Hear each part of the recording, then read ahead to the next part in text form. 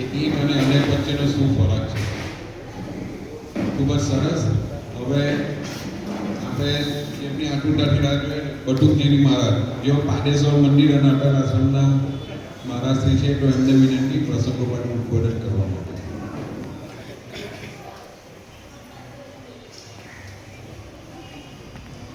સર્વમંગલ માંગલ્ય શિવે સર્વાર્થ સાધકે શરણ્યત્ર્યંબકે ગૌરી નારાયણી ગુરુર્બ્રહ્મા ગુરુર્વિષ્ણુ ગુરુર્દેવો મહેશ્વર ગુરુ સાક્ષાત બ્રહ્મા તસ્मै શ્રી ગુરવે વિરાટ હિન્દુ સંમેલન દ્વારા દરેક કાર્યકર્તાઓ તેમજ અહીં ઉપસ્થિત દીદીશ્રી તેમજ પૂજ્ય મહારાજજી દરેક આપ સર્વ ભાઈઓ બહેનો આજે પૂરા ભારત વર્ષમાં હિન્દુ સંગઠનની ખૂબ જ ગલી મોહલ્લા અને ગામડે ગામડે સુધી આજે આ પરિસ્થિતિ કેટલી વિકટ છે આપણે કલ્પના કરીએ. આવી રીતે મહારાષ્ટ્રમાં એક સમય છત્રપતિ શિવાજી મહારાજ એને હિન્દુ ધર્મનું સંગઠન કરી અને આજે પાણી આપણે ઇતિહાસ જોઈએ તો સર્વશ્રેષ્ઠ માનવામાં આવે છે. એવી જ રીતે RSS દ્વારા 100 વર્ષ પૂર્ણ કર્યું. એ નિમિત્તે જ્યારે હિન્દુ સમાજ માટે એકત્રિત થવાનો સમય આવ્યો છે અને હિન્દુ ધર્મ એટલે દરેક ધર્મને સાથે સંકળીને દરેકને માણાના મણકાની જેમ પોતાની સાથે ચાલનારો ધર્મ હોય તો હિન્દુ ધર્મ છે. હિન્દુ ધર્મમાં એવું કે સર્વ ધર્મ સંભાવના, દરેક ધર્મની અંદર સમભાવ રાખવાનો ધર્મ હોય તો સનાતન છે. કોઈ દિવસ કોઈનું ખંડન ન કરવું. અને બેનશ્રીએ ખૂબ જ સારી વાત કરી. એક દીકરાને એક બાપને 4 દીકરાઓ હતા. હવે આજે સમાજમાં કુટુંબમાં એક સંપ હોવો જરૂરી છે. હવે આ પરિસ્થિતિ આપણે રાજા દશરથમાં જોયું તો આપણને વિચાર આવ્યો કે રામને વનવાસ કોને આપ્યો. 4 પુત્રો, એમની 4 રાણીઓ, કૈકેયી, દશરથ, એમના 4 આખો 15-16 માણસનું કુટુંબ, રાજવી કુટુંબ. કદાચ રામ વનવાસ જઈ શકત કે ભાઈ અયોધ્યાના પાત્રમાં 14 વર્ષ બેસીને તપસ્યા કરી શકે, પણ વનવાસ આપવાવાળી વ્યક્તિ કોણ છે? કૈકેયી. મંદ્રા આપેલું વરદાન, એક સંતાન. ભરતને એક દીકરાથી પણ વિશેષ રામને માનતા હતા. એમના મોઢેથી 14 વર્ષ વનવાસ નીકળી ગયો. આપણે 4 દીકરાઓ હોય અને એક દીકરાને વનવાસ મૂક્યો અને ગાદી માટે લડવાનો વારો આવે. હું તો ત્રેતા દ્વાપરની વાત કરું. કલિકાલમાં તો બંને ભાઈઓ વર્લ્ડ ઉપર લડતા હોય. સંગઠન શક્તિ પહેલી આપણે ઘરમાં. કેમ? જ્યારે આપણા ઘર ઉપર આવે છે ને ત્યારે ખબર પડે કે સંગઠન શક્તિ શું છે.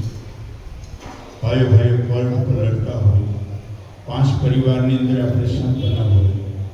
એવી રીતે રામને છતાં એવું નથી થયું કે મને વનવાસ મળ્યો, પણ રામે પણ ધર્મનો પ્રચાર કરવા માટે આદિવાસી વિસ્તારથી માંડી કૌશલ્યના એવા આશીર્વાદ એમને પ્રાપ્ત થયા.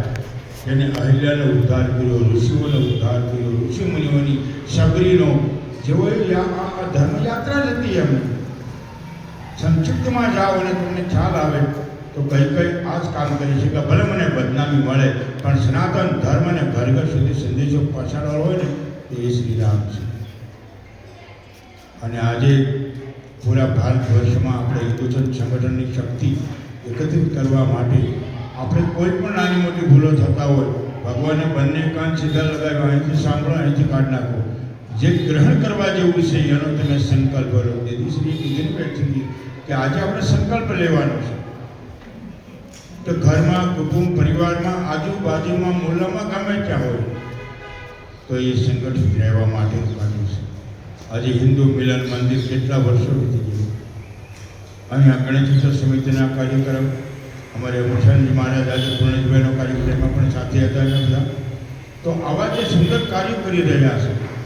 મુસ્લિમ વર્ગ હોય તો પણ અમે સાથે હોઈએ છીએ, પણ સમાજની વચ્ચે કોઈ વાર એવું બનતું હોય છે ત્યારે આપણને ખબર પડે કે આપણે પણ સંગઠિત થવાની જરૂર છે. અને જો ન થઈ તો આપણે 2035 સુધી આપણને એવો સમય દેખાડશે કે આપણે પાછળ રહીશું. એટલે સંગઠિત થવું જરૂરી છે. એમને કીધું ને કે 4 લાકડાનો ભારો ન તૂટે, એવી રીતે સંગઠિત વ્યક્તિ હશે. 20 વર્ષની બાળા છત્રપતિ શિવાજી મહારાજ, ઝાંસીની રાણી, વિદેશ ગવર્મેન્ટે એમ કીધું કે તમારી સત્તા રાજ અમને આપવાની. એ 20 વર્ષની નારી કીધું કે તને હું આ નહીં આપી શકું. અને ઝાંસીની રાણીએ આજની આદિશક્તિ ભારતીય નારી આ શું તાકાત છે, કેવું સંતાન. હવે આજે આપણને એમ કે તમે શાંતિથી બોલો એમ ભારતીય તાકાત. એટલે આપણે બધા સાથે મળીને ક્રાંતિ કરવાની જરૂર. એને સાથે મળીને નાની મોટી કોઈ ભૂલો હોય તો એને લેટ ગો કરીને ખભો મિલાવીને સાથે રહેવું જોઈએ. ગણેશ ઉત્સવ સમિતિ દ્વારા અમે વર્ષોથી કહીએ છીએ કે ભાઈ નાની મૂર્તિ રાખો, માટીની મૂર્તિ રાખો અને પર્યાવરણનું ધ્યાન રાખી, તાપી માતાનું ધ્યાન રાખીને, અને એ અમલ થઈ રહ્યો છે. આજે ગામડેથી માંડીને દેશ વિદેશમાં પણ ગણેશ ઉત્સવ સમિતિ આવા ઉત્સવ કરી રહી છે. પણ સુરતમાં આપણે ગુજરાતમાં મોખરે ગણેશ મહારાજના સાનિધ્યમાં આ ગણેશ ઉત્સવ સમિતિ ચાલી રહી છે. હું જાજો સમય નહીં લઉં, પણ આપણે બધા એકત્રિત થવાની જરૂર છે. હિન્દુ ધર્મ માટે, સનાતન ધર્મ માટે આપણે બધા ખૂબ પાછળ હોય, અથવા એમ ઘણીવાર કહીએ ધર્મ આપણો ખતરામાં છે, સનાતન પરાજિત નહીં શકે, પરેશાન થઈ શકે. એટલે આપણે બધા હિન્દુસ્તાનમાં જન્મેલા છીએ અને મહાન પુરુષોની શક્તિ આપણી સાથે છે. ઋષિમુનિના સંતાનો છે. જ્યાં રામ અને કૃષ્ણ જન્મ્યા હોય એના આપણે સંતાનો છે. આપણી આર્ય સંસ્કૃતિને, ભારતીય સંસ્કૃતિને ભૂલવી ન જોઈએ. આપણા બાળકોને સારા સંસ્કાર આપો. ગીતા, રામાયણ, ભાગવત, કોઈ પણ ગુરુના સાનિધ્યમાં જાય, કોઈ મંદિરોમાં સાનિધ્યમાં જાય અને આવા ઉપદેશ લેવા જોઈએ. એક માણસ 12 વાગે, 11 વાગે, 7 વાગે નમાઝ પઢે છે, તો આપણે આપણા મંદિરમાં 7 વાગે આરતીમાં, પ્રભાતમાં કેમ ન જઈ શકીએ? આપણે જીવનમાં નિયમ કેમ નથી? જ્યાં નિયમ છે ને ત્યાં યમ નથી.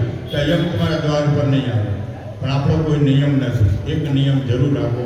સાંજે પરિવાર સાથે ગીતા, ભાગવત, રામાયણનો અભ્યાસ કરવું, સત્સંગની વાતો કરવી, હવે મહાપુરુષોનું જીવન સાંભળવું, તો એનાથી તમને ઉર્જા મળે, એનાથી તમને જ્ઞાન મળે.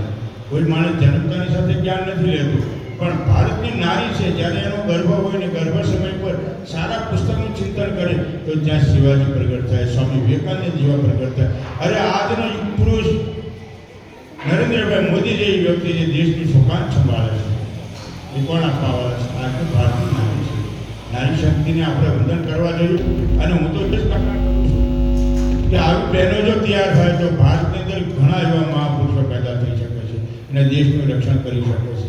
આવો આપણે સાથે મળીને સનાતન ધર્મની જય બોલીએ. સનાતન ધર્મ કી જય, માતા કી, ભારત માતા કી વંદે વંદે પાર્વતી પતે હર હર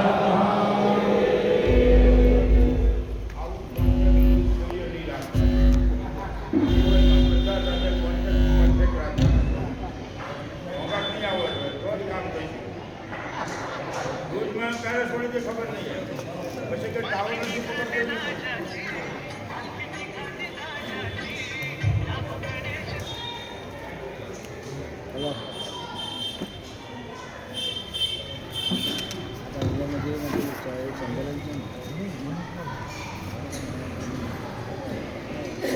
ચાલુ છે.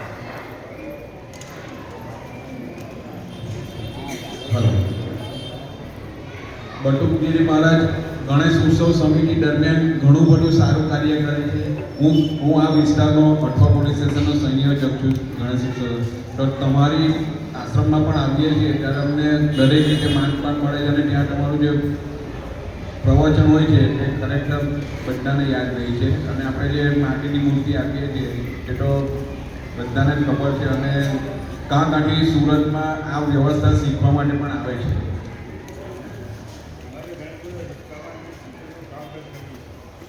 Yeah. હવે